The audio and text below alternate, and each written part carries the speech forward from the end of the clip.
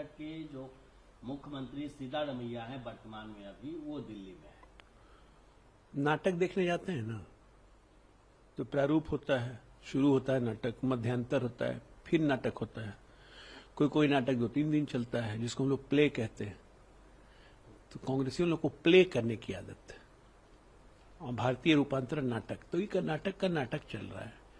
इस्तीफा दिया, इस्तीफा मंजूर हो गया, यहाँ दिल्ली बैठे हुए हैं, कैबिनेट भी यहीं बनाएंगे, फिर कल जाके शपथ ग्रहण कर लेंगे, फिर फोटो ऑप करवाने के लिए मैडम, सन, डॉटर पहुंच जाएंगे बेंगलोर एक्सचेकर के पैसे पे।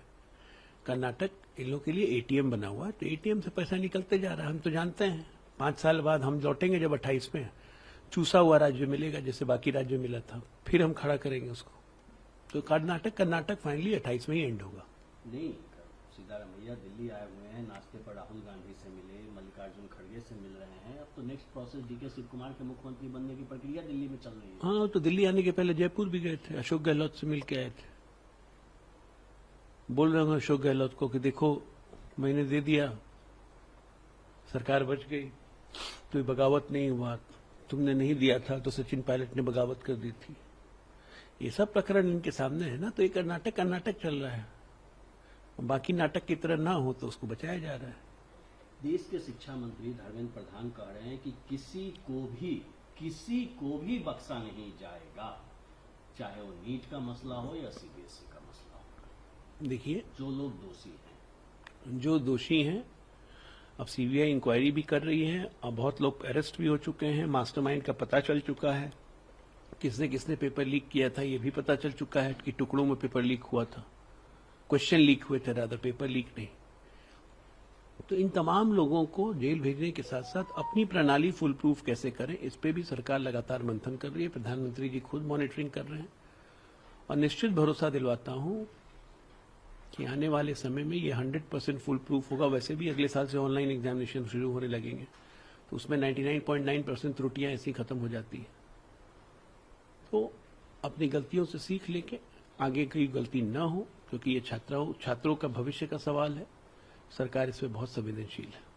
और टीएमसी के सांसद काकोली घोष ने लोकसभा स्पीकर को चिट्ठी लिखकर कल्याण बनर्जी के खिलाफ शिकायत की है, कहा है कि महिलाओं के प्रति उनका नजरिया ठीक नहीं। देखिए, ये तो गंभीर मसला है, और माननीय स्पीकर साहब इस पे अपना अनुमोदन और अपना निर्णय लेंगे। लेकिन मैं काकोली घोष जी से कहना चाहता हूं कि राष्ट्रीय महिला आयोग को भी शिकायत करें, और वहां लोकल थाने में भी शिकायत करें, क्योंकि महिलाओं से अगर दुर्व्यवहार कोई भी कर रहा है, खासकर कोई पुरुष कर रहा है, तो ये गंभीर हो जाता है। खासकर पुरुष जब खुद भी एमपी हो और महिला भी एमपी हो, जब एमपी ही सेफ नहीं रहेंगी इस देश में, तो कौन सेफ रहेगा? मुख्यमंत्री सिद्धारमैया का इस्तीफा मंजूर हो गया है। वो तो एक विधिक प्रक्रिया है, जब मुख्यमंत्री ने इस्तीफा दिया है वो स्वभावतः वो मंजूर हो जाएगा, और उन्हें उनका सदन में बहुमत है, तो राज्यपाल महोदय उनको सरकार बनाने के नए नेता का चयन होगा, और नए नेता को मुख्यमंत्री पद के लिए कहेंगे सरकार बनाने को। वो एक निर्धारित प्रक्रिया है, उस प्रक्रिया के तहत वो कार्रवाई संपन्न होगी। मैं समझता हूं उसमें कोई नहीं। लेकिन सबसे बड़ी बात यह है कि इस सारे विवाद में जनता का कितना नुकसान हुआ है। जो समय वहां कर्नाटक की जनता के विकास में, उत्थान में लगना चाहिए था, वो केवल मुख्यमंत्री को बनाने और हटाने में ही सारी ऊर्जा लग गई। एक पक्ष लगातार ये बात करता रहा कि 2.5 साल का समझौता है, दूसरा पक्ष जानबूझ के प्रयास करता रहा कि उसे सत्ता में बने रहना है, वो उसे पद से मुक्त न किया जाए। तो इस सारी चीजों में जो एनर्जी बर्बाद हुई, उस सबका खमियाजा तो कर्नाटक की जनता को भुगतना पड़ेगा। दुर्भाग्यपूर्ण तो ये है कि पार्टी में अनुशासन नहीं है, और इस तरीके से पार्टियां दो कहीं टुकड़े टुकड़े में नहीं चलती कि आज सरकार आपकी रहेगी, वो कल बदल के इनको देना होगा। लेकिन इन सबके बीच दिल्ली में मीटिंग का दौर चल रहा है सिद्धारमैया का, चाहे राहुल गांधी हो, सोनिया गांधी हो, मल्लिकार्जुन खड़गे हो, तमाम लीडरों के साथ मीटिंग का दिल्ली में दौर चल रहा है।